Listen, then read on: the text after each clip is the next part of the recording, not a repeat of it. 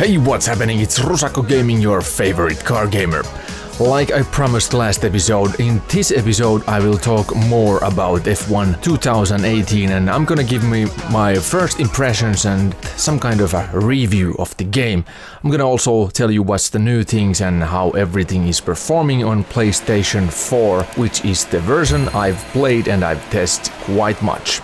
In today's race we're driving here in the background, we're driving as Valtteri Bottas, who is Finnish guy from the country where I'm from, and we're driving with Mercedes AMG Petronas Motorsport vehicle, and this is of course F1 vehicle official in 2018 edition, which has this crazy new halo feature in front of it. So it looks absolutely odd and it makes driving a bit more difficult, but you get used to that after 37 laps or so. So let's get started with the new features of the game. So first things first, of course there is the graphics. As you might see, the graphics has improved a lot. There is now lots of details added and of course new shaders, new lightings.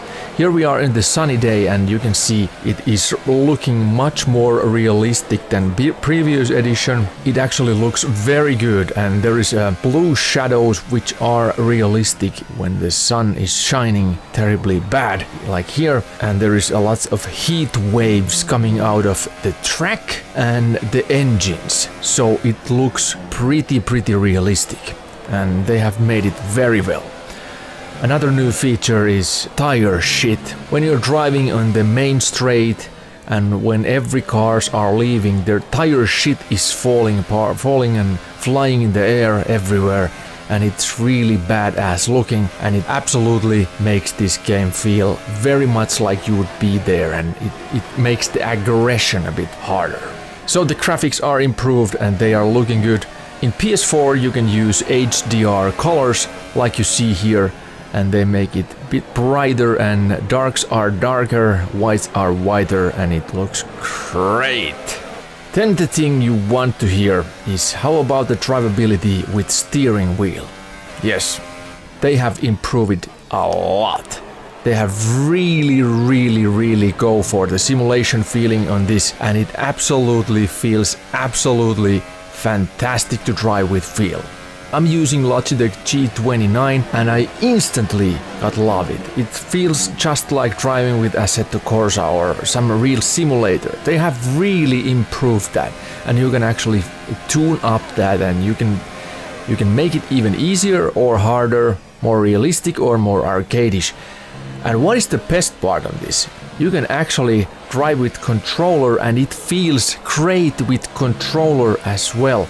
So they have really nailed that golden midway by controller drivers and steering wheel drivers, and now both of those sections are working perfectly in my opinion. It really is great to drive with controller and it's fantastic to drive with steering wheel. I have driven both and I always carry my steering wheel from another room to my living room where my PlayStation is, and I love to play it on PS4 with steering wheel. They really nailed it. What they also renew is the physics. Now the physics are much more realistic and that's why the driving is so good.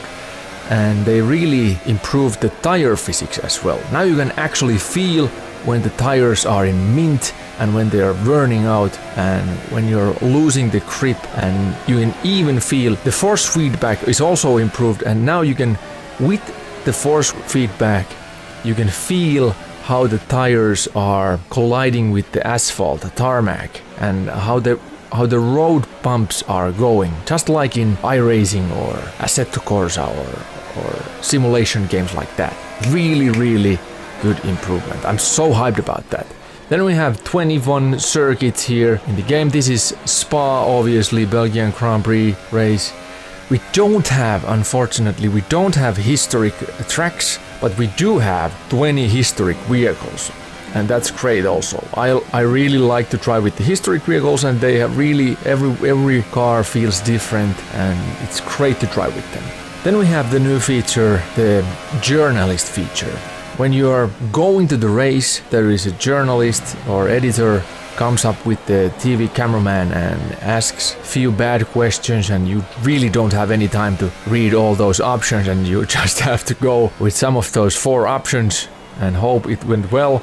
And then the F1 team even likes it, or they don't like it. You can go with your own team, or you can make that kind of answer that your enemy likes that. So the opponents are excited about what you said.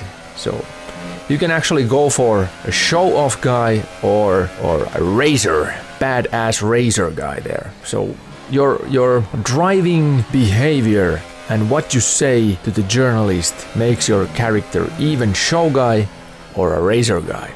So there are a few new features right now. But I must say, this is definitely the best F1 game Codemasters has done so far. This will win every previous F1 games. If you own the 2017, ditch that and buy this new one. I'm definitely excited about that, and you should definitely go on this. This is the best F1 game Codemasters ever built, and this is competing all those Assetto Corsa mods as well. So it's so enjoyable to drive, so customizable, every races, every characters, and all those historic vehicles. You can't go wrong with this game. That's my honest opinion. There are of course a few flaws as well. There is a frame drops on PS4, but it runs 60p as it cans. In replays it drops to 30 frames or so, but they are fine-tuning it. The game is not out even yet, so they're fine-tuning it. But yeah, I really want to see those historic tracks. That's major minus, but maybe next year. But now the driving is enjoyable in controller and wheel. There's a lot to play. The graphics are incredible. The sounds are insane, especially if you have a 5.1 or 7.1 surround sound system in your home. It's absolutely badass. So that's my honest opinion. Thank you for watching. Hope you are enjoying my videos. If you do, please consider to subscribe and activate the bell notification. Make comments to the comment section, and we will see you in the next episode. Have a great day. Bye bye.